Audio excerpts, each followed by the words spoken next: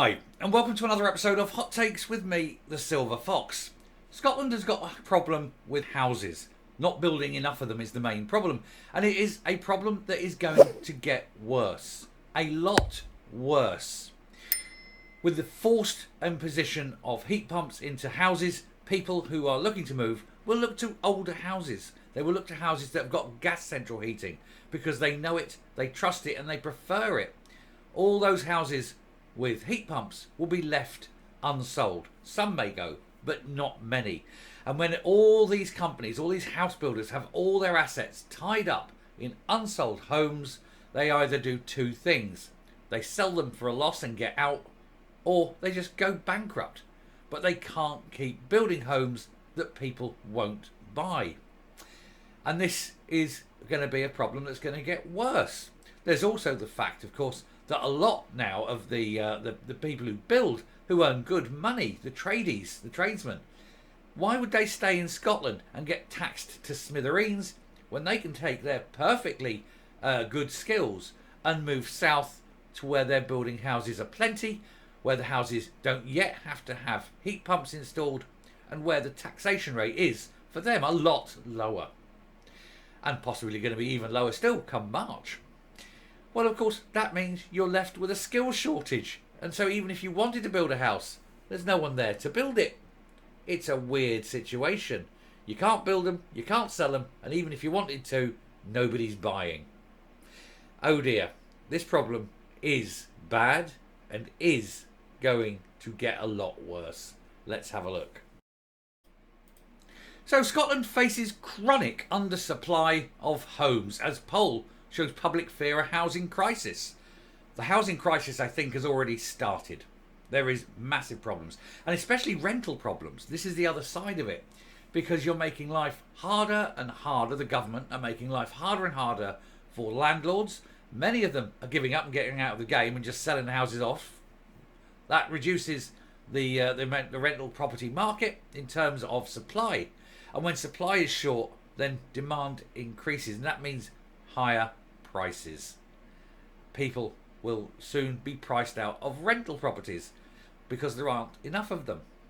But this is what happens when you have people in power who don't understand how market forces work. They don't understand how capitalism works because they're all left-wing, socialist or Marxist even in some cases, and they hate the idea of people even owning houses, let alone renting them out. So let's destroy the rental market, and then people have nowhere to live because a lot of the people who rent will never be able to buy their own house. And then at the same time, you're putting artificial problems in the way of house builders so that even if they wanted to, they can't build these houses. Is it any wonder? Homelessness is rampant in Scotland. A survey found most Scots believe the country is not building enough homes at a time thousands of people are stuck in temporary accommodation.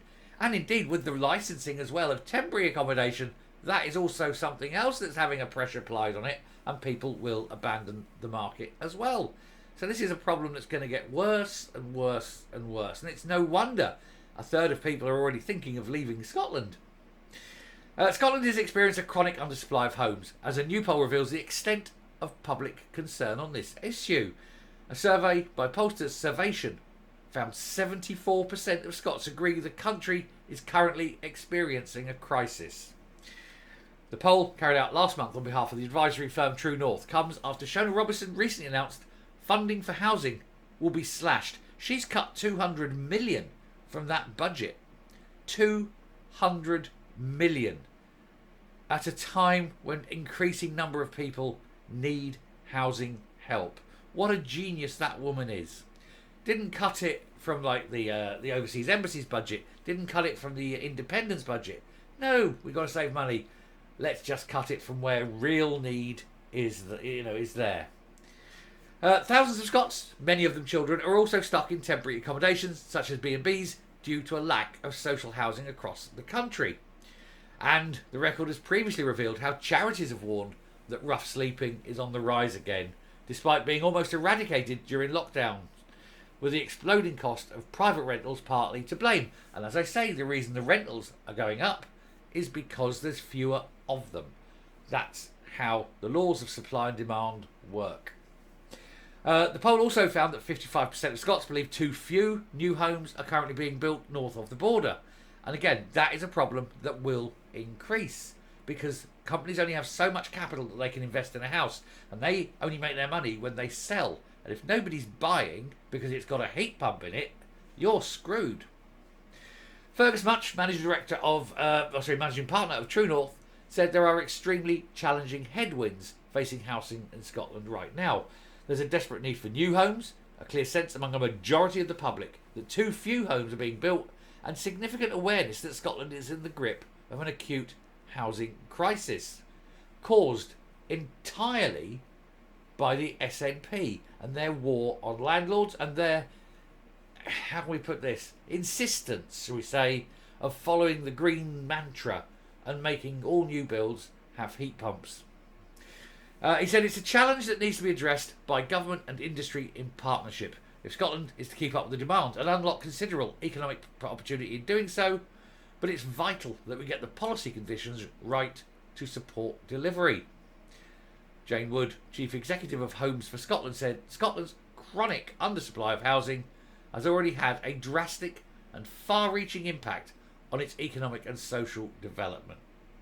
If we don't get this sorted, the consequences across a broad range of national outcomes, from health to education to well-being, will be severe. Mark Griffin, Scotland Labour housing spokesman, said the SNP Greek government is in denial about the scale of Scotland's housing crisis, but millions of Scots are feeling the effect. And what's sad is it's they alone who've created it. They are making this crisis worse, and they deny it. They say it's not them, but it clearly is.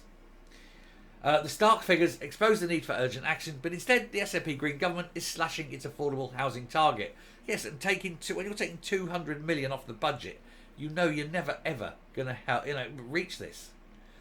Paul McLennan, the housing minister, blamed Westminster for passing on a real terms cut to the Scottish government budget, but we've known and we've covered that is a complete and utter lie.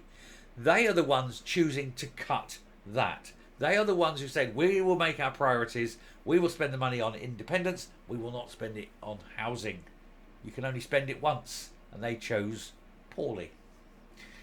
And there we go. So ultimately, it's Westminster's fault yet again when people in Scotland can't find a home. It's got nothing to do with the war on landlords and the constant sort of pushing for to give to landlords. It's nothing to do with the licensing of short-term accommodation. It's got nothing to do with the imposition of heat pumps that people don't want on house builders who don't want to put them in. And so what you're left with? Oh, Westminster's fault. No, it isn't. Coming up. Whenever something is exclusively the fault of the SNP, and we know this is exclusively the fault of the SNP, they have to deny it. They cannot ever admit that they've screwed up so badly and so awfully that it's caused misery for many. Who do they blame? Westminster. What are they blaming it on? Oh, they cut the budget. They didn't. Oh, it's because we weren't allowed to, the rules. It isn't. This is entirely down to the SNP, but they refuse to take any kind of blame for their own horrendous decisions. And then this happens. Never mind. It's only people on the streets homeless. It's not important to them, is it? Anyway, thank you very much for watching. Do please hit the subscribe button, ring the bell, leave a like, leave a comment, please share the video, and I will speak to you later. Bye.